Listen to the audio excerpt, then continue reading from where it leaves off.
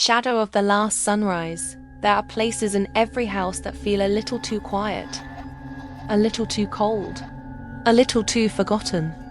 For 16-year-old Lena, that place was the small room at the end of the hallway in her grandmother's old wooden house. No one ever went inside it. No one talked about it. And no one, absolutely no one, touched its dusty brass doorknob. But everything changed on the first night Lena stayed over for the school break. The house was silent except for the soft creaking of wooden floors. Lena lay awake, staring at the ceiling, when she heard something. A faint knock, coming from the end of the hallway. She sat up slowly. Another knock, and a soft, trembling whisper.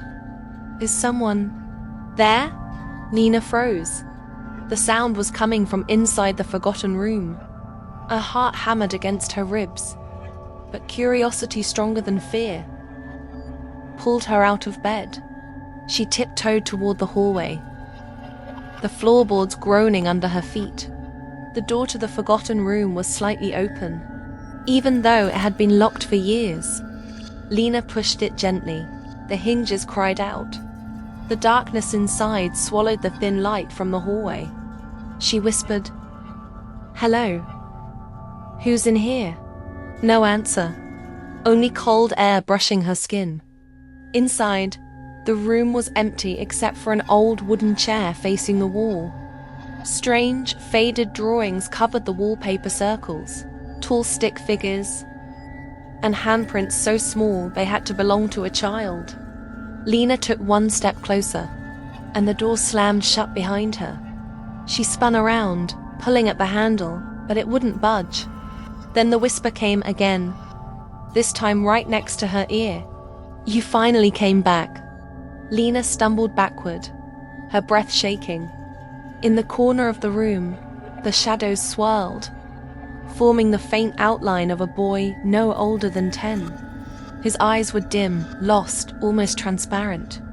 Lena stuttered, "Who are you?" The boy didn't step forward. He didn't blink. He only raised his small hand and pointed at the wall. A name was carved there in messy letters. "E.L." The boy whispered. "I used to live here." Lena felt her fear slowly turn into sympathy. She knelt down. "What happened to you?" For a moment, everything went silent. The air grew heavier, colder. Eli whispered, "I was forgotten." Then images flashed around the room like memories trapped in the walls. Lena saw a young boy sitting alone in the room while adults argued in the hallway. She saw him drawing on the walls because he had no one to talk to. She saw him waiting day after day by the window, waiting for someone who never came back. And finally, she saw the door closing on him for the last time. Lena covered her mouth. "Eli, you were left here." His voice cracked. "I called out for years, but no one answered. I thought you were her, the one who promised she'd never leave." A tear rolled down Lena's cheek, even though she didn't understand who Eli meant. "I'm sorry," she whispered. "You're not alone anymore." For the first time, a ghost of the boy smiled, faint, fragile. But the house began to tremble. The air twisted. The drawings on the walls glowed dimly as if waking up. Eli looked terrified. "I can't stay," he said.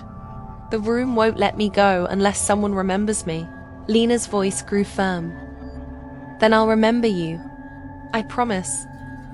The light in the room burst outward, blinding her.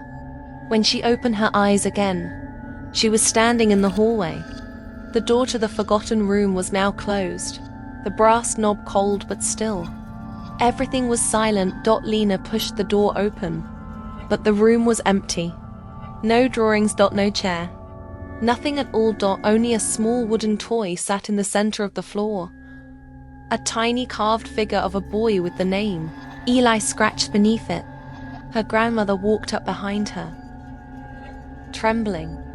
"You shouldn't be in this room," she whispered. "Your mother. She used to play here with a boy named Eli. He disappeared when she was little." She blamed herself and never came back to this house again. Lena held the wooden toy close to her chest. "I think," she said softly, "he was waiting for her." That night, Lena placed the toy beside her bed, and for the first time, the house felt lighter, as if a long-hidden sorrow had finally found peace. But sometimes, when the hallway gets too quiet, Lena still hears a soft whisper. "Thank you for remembering me."